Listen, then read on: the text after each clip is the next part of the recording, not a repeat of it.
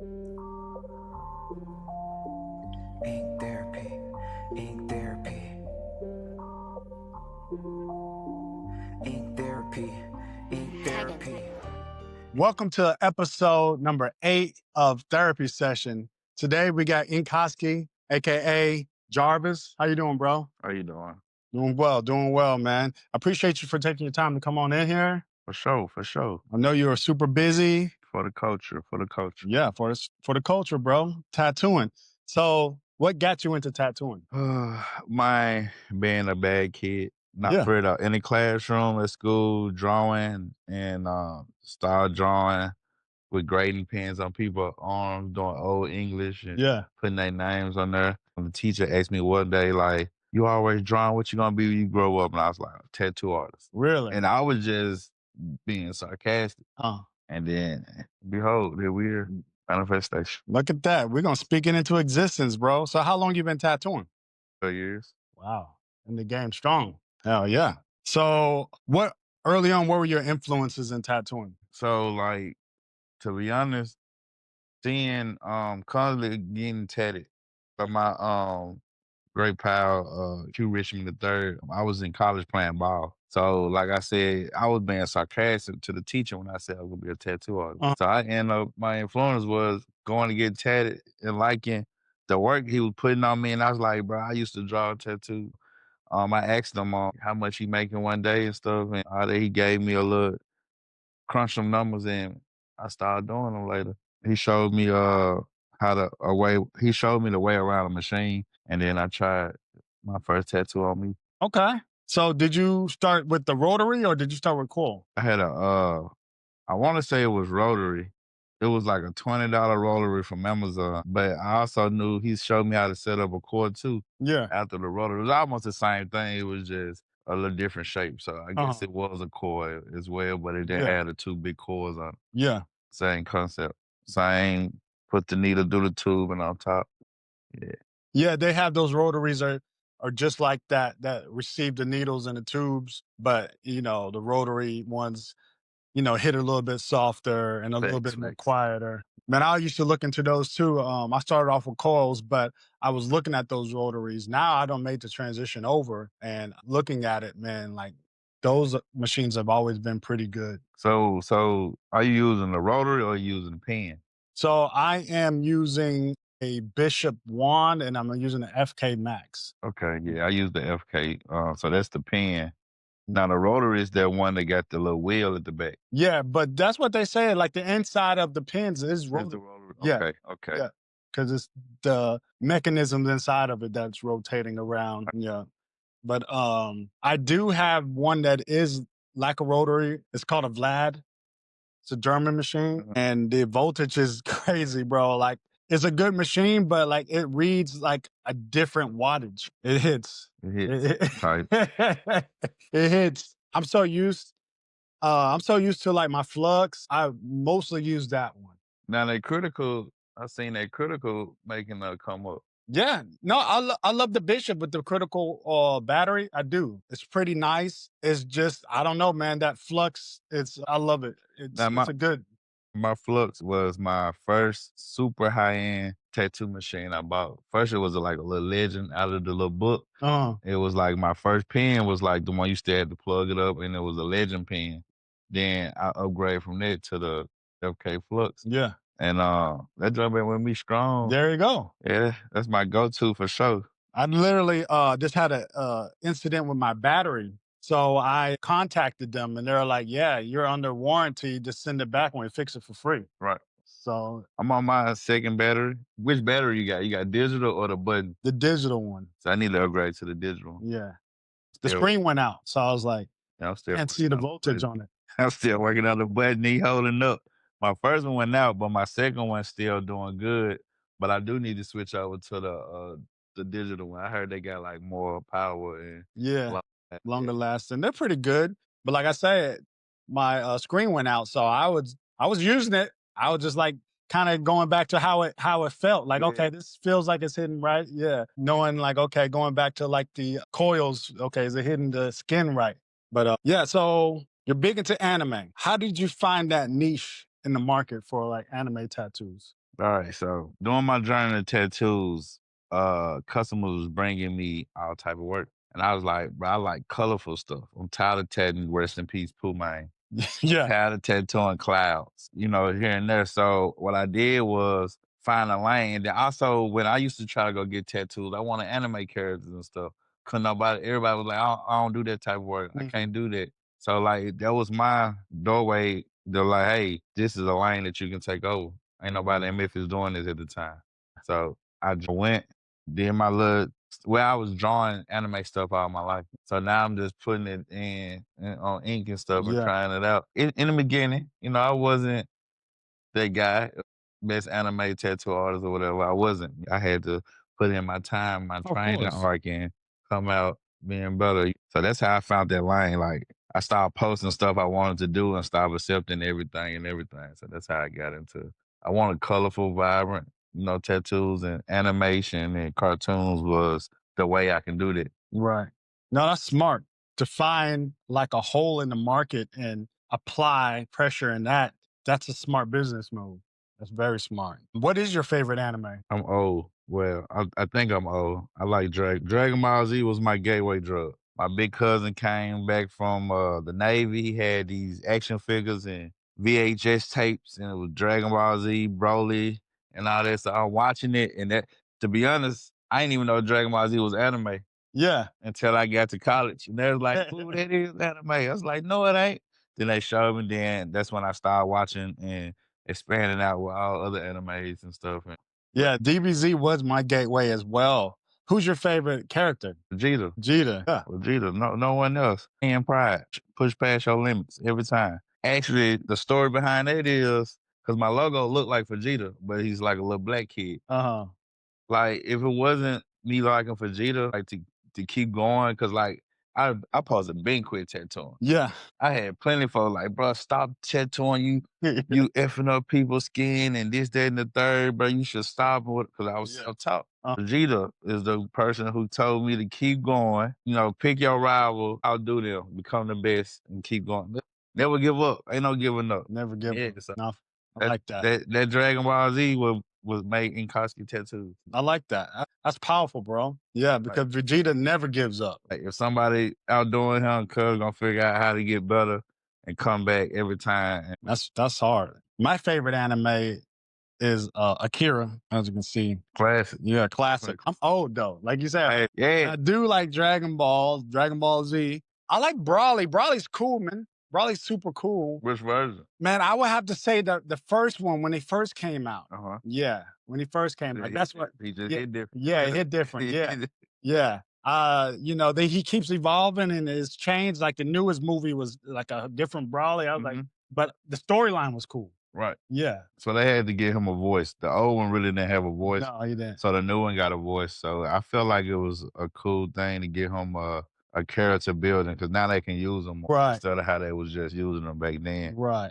But to Akira though, like Kira gonna forever be a long time like grandfather because when you watch a lot of movies, the Akira slide is in almost every joint. Yup. Stranger Things, the Sonic movie, like Akira slide is in there. Yeah, but I've seen that like reel where they've like captured every animation, every movie, and they did completely just copy that slide. That slide when he come on. Even in Tron, it was in it.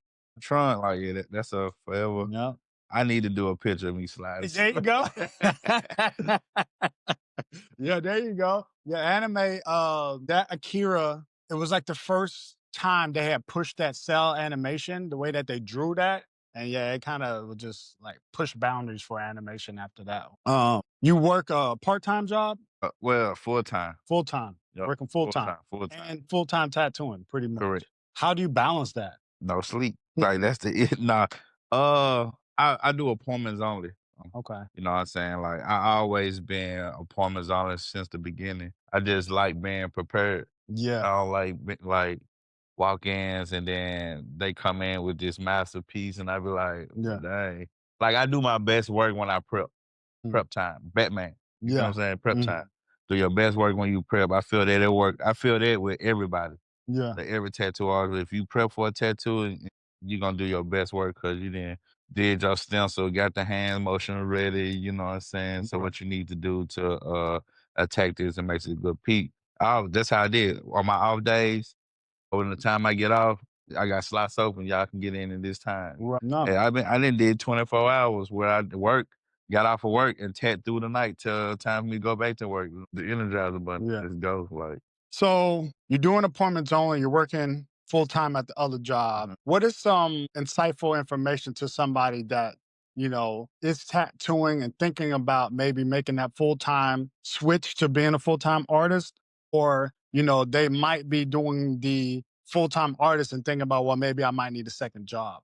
so it's pros to cons in it. You Yeah. feel what I'm saying? So like being a full-time artist, you got more time to tattoo. Also got more time to sit on your ass and do nothing. But you also got more time to promote. You know what I'm saying? You might not be getting the foot traffic you want promoting because you're a full-time artist. So you got to get out and go promote. But me working my job, they always come in there. And I'm always promoting. You know what I'm saying? Like, oh, who do your tattoos? I do them. I'm a tattoo artist. I own a shop. Oh, who did your gauges? The icebreakers. So I promote and I get my followers up all the time because I'm at work, working and promoting and retail. So like, it works for me. So like now I got a constant flow of traffic. I can pass out cars if I need be, or I can just show on my Instagram, scan the QR code. Like now, as a full-time artist, it's a little bit harder because you in your shop and you got to go out, and you don't want to go out. You just think you just want to promote online all the time. So it's pros and cons to it. Now, it's ways that you can make content all the time and promote and do that. Like I ain't gonna say 30% of the tattoo population doing what they need to do to keep their name out there. The other ones just, you know what I'm saying? No, I get what you're saying. If you ain't ready to put in 110% of what you're doing as a full-time artist, it's gonna be hard. How about that? That's what we're doing. No, I it's promote facts. at work. Every job I'm promoting, and I'm out. This what I do. Yeah, I didn't almost tattoo the whole staff where I work at now. That's good traffic always. Man, that word of mouth is powerful. We could use social media as much as we possibly can, but like you're saying, 30% really using, the rest don't. Like, don't nobody want to sit down and learn the way of the algorithm and dissect the social media to use it. But we didn't have it at first, but I guarantee we use it better than some of these people do. Right. You know what I'm saying? Because it started with us, and then we still using it and stuff. So like, But yeah, that word of mouth is very, very powerful because a friend tells a friend tells a friend. And sometimes that's more powerful. You have to balance all of that. You have to understand that like one thing isn't just going to work. It's everything. Every aspect of marketing is going to work to promote your brand, your business. And you have to, utilize all of that. So you said there's been times where you're like, man, like you're on the fence, you're thinking about quitting. What's kept you from doing that? so my first time, I was full-time artist, and the Big Four came. The Big Four is back to school, Halloween, Thanksgiving, Christmas. Everybody spending their money on this stuff. You know what I'm saying? So tattooing slow down. Yeah. So I really thought like, dang, I'm at like, that's why I went and got a job. So it could get me through the winter, and then I get back to tattooing and all that stuff. But I thought about quitting because like I was getting all these messages telling me to throw your trash, stop doing this. It's crazy. And that, folks when I ain't even seen in my life, like from out of town, I'm posting on social media and stuff. But me and my anime kept me in the game, kept going, push past your limits. Forget what everybody else say, get better. Right. They saying you trash when you post your stuff, get better. So now they can't say nothing. So I went from stop posting to redesigning my whole image, getting in the lab and practicing. You can tell a person in practice, you know what I'm saying? So I was just practicing my line work until I figured out a way that's good for me where people say, I love your line work. I get that now. I don't get like, oh, that's terrible, bro. That's trash. Your line work, bro, is crazy. How you do that? Right. Practice. It been time. Second time is just meeting people that you put your faith in, they let you down, and then the hurt from that. You know what I'm saying? So like I wanted to quit because of stuff like that. But I don't. I just keep going. I'm figuring it out right now and I'm gonna come back stronger and rebuild stuff like this. So you had a shop, now you're doing a private studio. I'm pretty sure you had a private studio before, right? Correct. So what do you feel is better or what more comfortable for you? I mean, even though I got my private shop and it's just me, I feel like it can nothing go wrong. But what's better is having a shop full of people and your shop thriving. Yeah. You know what I'm saying? Coming in, seeing all different types of just watching the culture live in your sanctuary. We got all different types of style, realism, anime, floral, all these styles come together and it's working together as a unity. That's the best, bro. Yeah. Like my shop had got to that point, but then we also got egos. You know Ego. what I'm saying? So that would tear down whatever you have built in the foundation and stuff. But the best is a full working shop, bro. That's the best feeling. I feel that. And it isn't easy. Right. It ain't. You know what I'm saying? You want the best, it ain't easy because everybody do it for sure. Like imagine you doing competitions and then you bring home 6, 7 trophies because your shop is dwelling these people that you brought under your wing that even if they knew how to tattoo or didn't and you taught them, they're still like y'all. You know what I'm saying? Instead of like going out, you got a whole shop full of people and only one person brings something home because everybody ain't got the same energy as you. You know what I'm Right. saying? Yeah. So like definitely I feel like a shop full of people, artists is and doing their thing is the best feeling for sure. Yeah. I believe, like what you're saying, that is very true. Everybody that's matching each other's energy in the shop, I think that what makes the shop the most Right. powerful. And everybody can tell, even clientele can tell, like when they walk into a shop and the vibes are right. But if the vibes are off, Yeah, it ain't gonna work. as soon as the people, they're gonna tell. As soon as the client walks in, they're gonna be like, "Yo, why is that person over there mean mugging and stuff?" Like ain't no one gonna say hello or nothing. Nah, yeah, like Like, when you come in, everybody speak the thing. They love the vibes. They want to be here. You know your shop is doing what it needs to do when people just want to come and hang out at your place. right? Yeah, Oh no, I just want to sit here and chill for a minute. yeah, I just stopped by. I do plan on coming to get a tattoo later, yeah. but I like the vibe here. You know what I'm saying?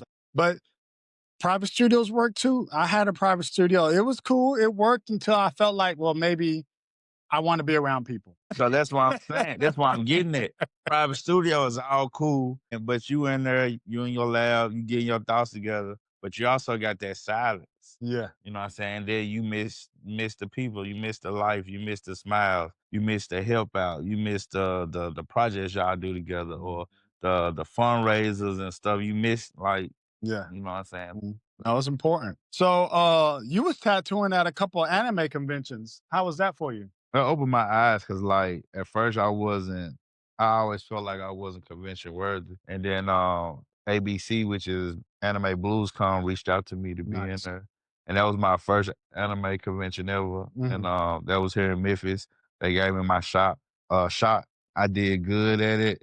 They loved me. I loved it. Like so, ever since then, I be trying to get into every Yeah. anime convention No, it makes sense because that's your show. niche. Yeah, like, That's what you do. my big one I'm trying to go to is the one in Richmond, Virginia. Yeah, that's the anime tattoo convention, right? Yeah, That's the one I want to go there. I don't care if I'm in it or not. I just want to go go there. Yeah, and be amongst the other anime tattoo artists. yeah. Yeah. No, So, that place looks cool.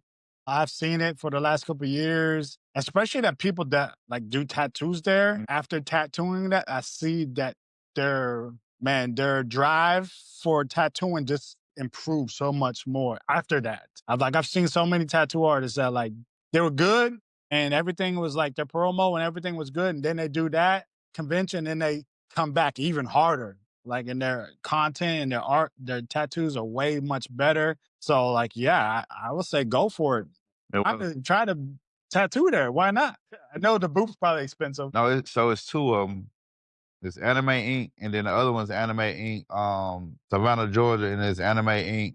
Richmond, Virginia. They like right there beside each other. They on the coast. I want to do both. I want to go see how one is, Yeah, talk, mingle, and then the second one I want to be in it. nice. You know what I'm saying? Because once I go the first time and I start conversating with all the other artists, that's me learning. Yeah, You know what I'm saying? Trying to find my unlocked potential. yeah. And when I'm ready to go to the next one come around because it's like one in the beginning, one at the end of the year Oh, okay. training. Yeah, So when I go there this time, open up the book, Yeah. You know what I'm saying? Yeah. Something to look at, even more to look at. No, that makes sense, man. And especially like if you go down there and like peep how artist setups are and how everything works, then you mentally prepare like when you go and do it. Now that's smart. Just, prepare yourself for it. Mhm. That's what I'm saying. It's like I always like that's why I'm appointment only. Like I wanna give y'all something that y'all gonna talk about me from when I leave here. One of my goals, it might sound crazy and far fetched, but to be immortal. I feel that. Yeah. And the only way I feel like I can be immortal is through art. And if it's creating a statue and this statue sit here for however many years, and I've been gone 30, but my statue that I made is still there. That's how I feel like I'm immortal. Somebody's still talking about me. You see what I'm saying? Yeah. Like I got a painting over there off of my first tattoo shop off of Airways. It's a Yeah. Naruto head by Rap Star. It's still there. I see it all the time. It's still there. So Look that's good. like I'm trying to do more things where like when I leave, like this is a picture that the Inkatsuki guy made, the owner Inkatsuki made such and such, and yeah, like No, that makes sense. I feel the same way. Like the only way to leave a legacy and be remembered is through art and music. right. Those are like the strongest forms I feel. So, I try to push myself to do both of those and I enjoy it. To leave a mark is important. And I think with tattooing, the crazy thing about tattoos is like they're still finding like mummies with tattoos and they've been dead for like thousands of years. And like that ink is still on them. So like with tattooing, we're still leaving a mark that's going to last Well, forever. So have you had apprentices? I have How's that experience been for you? good and bad. Yeah. I have people. I have had apprentices that's crossed over. I have had apprentices that gave up too soon. I have got had apprentices that wasn't ready. I had apprentices that was just a waste of time. You know what I'm saying? Being a, I guess, senior artist, master artist on our license, say master Yeah. artist, being a master artist doesn't prepare you for other people' egos, feelings, emotions. You know what I'm saying? You have to be able to grow with them as well, learn them, and help out where you can, but also get rid of the cancer when you need to. Right. No, I feel that. These people can make you and also tear you down. Yeah.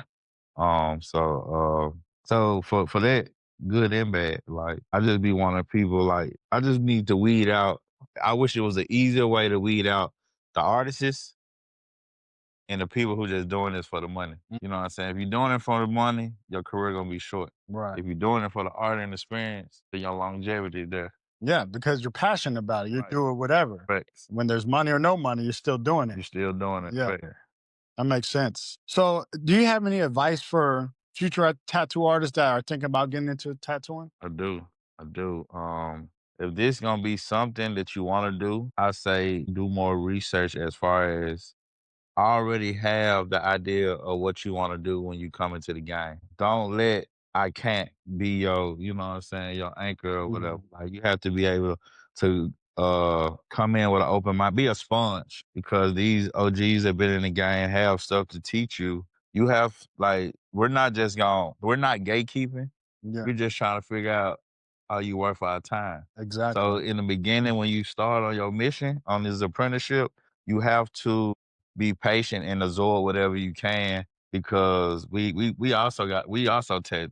You know what I'm saying? We also TED because we know we got to make sure the shop okay for you to still get your apprenticeship. So we're gonna be doing. You can sit in, like be able to be a sponge and absorb whatever you see in the shop. Like so, don't come in thinking because you already been tattooing people, you know what you're doing. Yeah, Cause it's different levels. You can be know what you're doing for a street level, yeah, but it still ain't even where you need to be to get in exactly. the shops. You have to be able to grow, leveling up. So the tattoo game is really a game. It's a game of experience. You got to get your XPs. If you're not ready to get your XPs, or if you're not gaining any XPs, you know what I'm saying? You have to switch it up. Yeah. So only way you're gonna gain XPs is listen and practice. If you ain't down for listening and practicing, it ain't gonna work. You ain't gonna get to the next You level. ain't gonna get to the next level. You're gonna be stuck. They didn't play video games like, man, what is it? I can't do it because you didn't listen to the dude talk and tell you what you need to do. He go to the river, fetch a pail of water, and you doing everything but getting a pail of water, and you Boy. can't figure it out. Why I'm not able to Yeah, pass because this. yeah, That's facts though. I feel like some people don't know what they're getting into. And there's a lot of people that are impatient and they just want to get it like that without the practice, without the time of, watching their mentors or even doing the research on trying to level up. But I think one of the biggest things is like you were saying, like if you're gonna watch the mentor or watch somebody do a tattoo, like watch them do it. Don't just like come in for like 5 minutes and then right, leave. Like grab a chair, sit down, hang out throughout the whole tattoo experience. right. Because there's Ask things, questions. yeah, there's things to learn throughout the whole tattoo experience. And some of it's not just about the tattooing, it's how we talk to the client. Facts. Like, like, like the back to the part where you was like, come in for a little second, look, and then move on. Like, come in, ask me how I do this line, or why I put that line there, Yeah. or why we shade this way, and you know what I'm saying. And we can explain to you why we doing it, why we doing the tattoo. You know what I'm saying? Because like you ain't gonna always get that one-on-one time. You know what I'm saying? Like, they got to be hungry, bro. Like tattooing for me was like it saved my life. I almost gave up on it. Tattooing is a love. It's a roller coaster It is. sometimes. You know what I'm saying? Like I can't leave it alone. It's been times like, bro, I'm gonna let the machine down and become a regular civilian. Nah, I can't do that. I gotta do, yeah. Like the experience with the experience when you see the smiles on people's face when you finish their tattoo and they like, oh my God, I love this. It's exactly what I wanted. You did that. Like some people would probably never get that. You know Mm, what I'm saying? I'm gonna blame it on Black Ink. That's what I'm gonna blame it on. yeah, The show. You have never seen on Black Ink somebody practicing and training. that's true. All they see is them making the money Yeah, and yeah, yeah. So yeah. TV, you think, oh, they just picked it up and got it. yeah, That's years of experience. like years of experience. So like some people ain't ready for that. The dedication, the sacrifice. Yeah, The it's a sacrifice. lot of Yeah. sacrifice. It's a lot of sacrifices You're that making a lot of sacrifice, working and tattooing. That's what I was doing before I became a full-time artist. I was working, I was welding, doing construction. And, I would start early in the morning and finish around 4. And then after that, I would go tattoo. And I did that for 5 years. And I had got to the point where I was like, well, I want to open a shop. So I literally saved money and planned for like 2 years before I opened this shop. I'm at that point now where it's like I'm not gonna ever go back because this is my love and this is what I'm passionate about. But there has been experience where I've seen people try to make that leap too soon and end up going in debt. And there's a point where you have to realize, well, maybe I have to take a pause from my passion and focusing on like I have to pay my light bill. I have to have enough funding for food and rent. You know what I mean? So there has to be some reality about what you're doing and to support your passion because like tattooing isn't cheap. right. You have And I, to is like you have to invest back into yourself. Do you have any advice for anybody that wants to be a tattoo artist? for up and coming tattoo artists, one, be a sponge. You know what I'm saying? You gotta be able to grasp on to anything we able to teach you whenever we get time. Because we tattoo artists as well, so we're gonna be tattooing. Try to sit in on as many pieces you can, ask questions. You know what I'm saying? Because we don't know what you know. You know what I'm saying? Or what you think. Like it's like real school when it comes down to so ask questions. And you gotta have that hunger. If you here just for the money, you're not gonna last long. Right. You here because it's your passion and you hungry. And you know what I'm saying? The longevity of it is real. You know what I'm saying? But come in and be ready. Like make sure this what you want to do because the road ain't easy. It's gonna be a fight and there's a lot of sacrifice. So the road ain't easy. So this be ready to give up and be ready for the hardship. But like once you make it over that line, it gets a little bit easier and it get better. Facts. It ain't easy, but anything that was easy, anybody can do it. Anybody can do it. So This isn't something everybody can do. If you really want it, you got to be hungry. So, how can people find you? y'all can find me on Instagram at Inkatsuki_tattoos. On TikTok, the same Hokage or Inkatsuki tattoos. Twitch on Inkatsuki_tattoos. Facebook, Inkatsuki tattoos or Jarvis Inkatsuki Ross or whatever. But it's like pretty much the same. You type in Inkatsuki, I'm attached to it. Nice. Very simple. Inkatsuki, all over the board. All of that information will be inside of the post as well. But yo, thank you so much for being here. For this podcast is about the art, the healing, and the hustle. If you're interested in free game, please subscribe. And yo, if you know anybody that needs some therapy, send them this podcast. Thanks for tuning in. I appreciate you for having me. Thanks for coming in, bro. Appreciate you.